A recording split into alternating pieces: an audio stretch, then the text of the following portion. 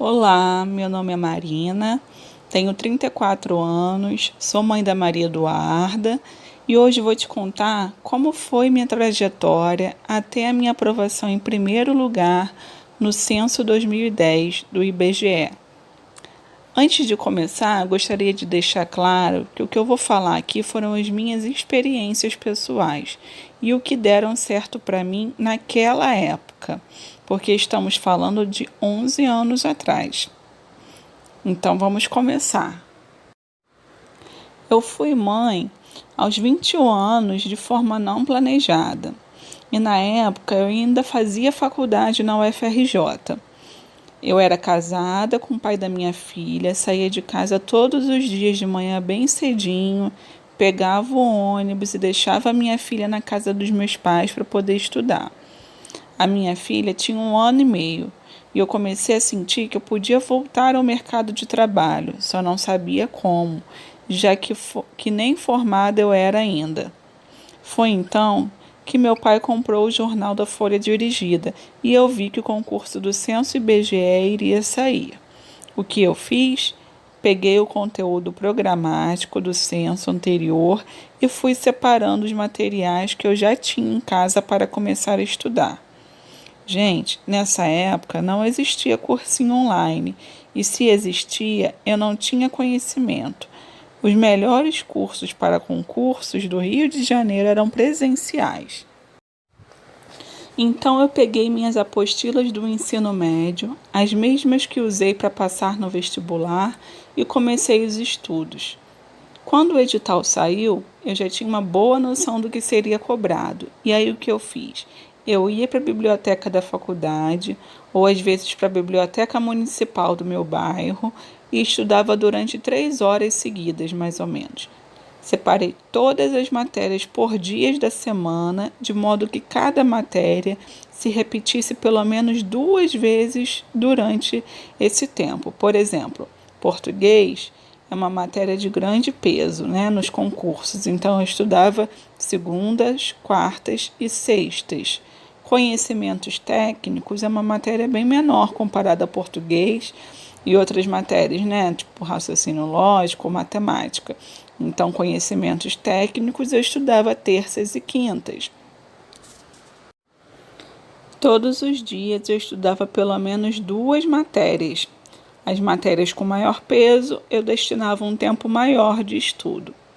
Pessoal, eu fiz esse planejamento de estudos baseado no curso pré-vestibular que eu fiz e que já tinha dado certo para mim. Por isso eu tinha sido aprovada. A minha preocupação era com administração. Eu não tinha material para estudar. Lembro que busquei na internet e só encontrei um livro escaneado do Chiavenato, mas que estava incompleto. Eu imprimi, mesmo sabendo que estava faltando informação, e para completar, fui até a Biblioteca Nacional, que fica no centro do Rio de Janeiro, e busquei pelo livro. Obviamente, era proibido tirar cópias, mas eu copiei à mão tudo o que estava sendo cobrado pelo edital. Minha mão ficou doente, dolorida, mas deu certo. Eu vou deixar aqui na descrição o nome dos livros de administração que eu estudei, que são referências. Lembro que estudei bastante as funções administrativas, planejamento, organização, direção e controle. E também li bastante sobre a diferença entre eficiência e eficácia na administração.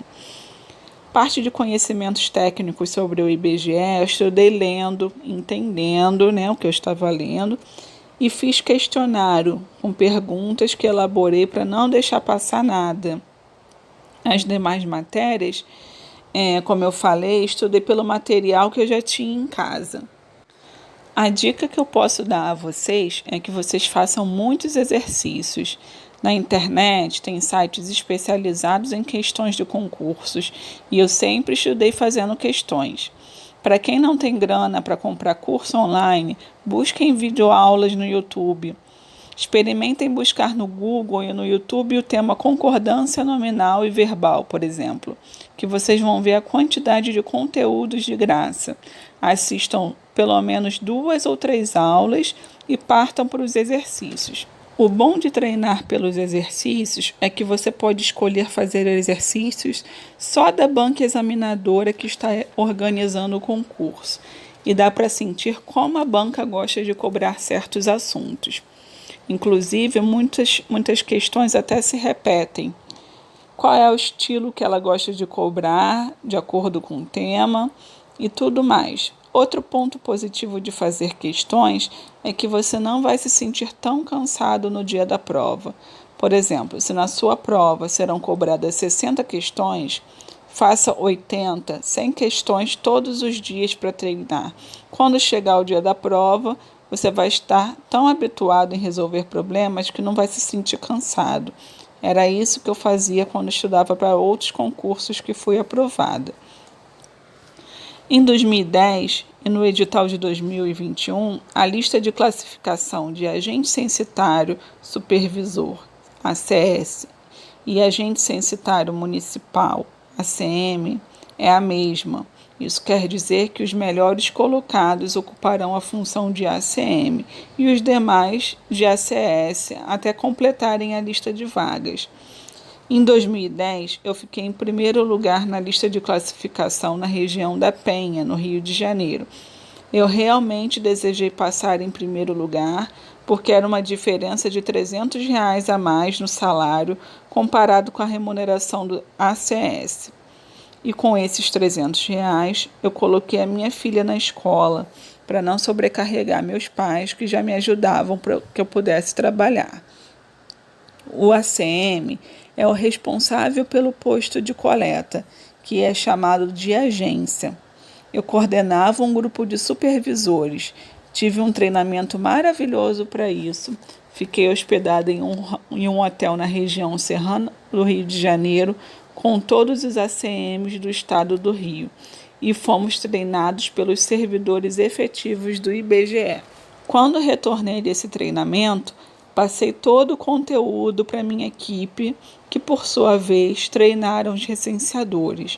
Eu vou deixar um outro vídeo aqui explicando a diferença entre o trabalho do ACM, do ACS e do recenseador.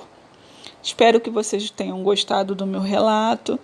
Eu desejei muito trabalhar no IBGE, conheci pessoas muito bacanas, amadureci profissionalmente, foi uma experiência incrível para mim.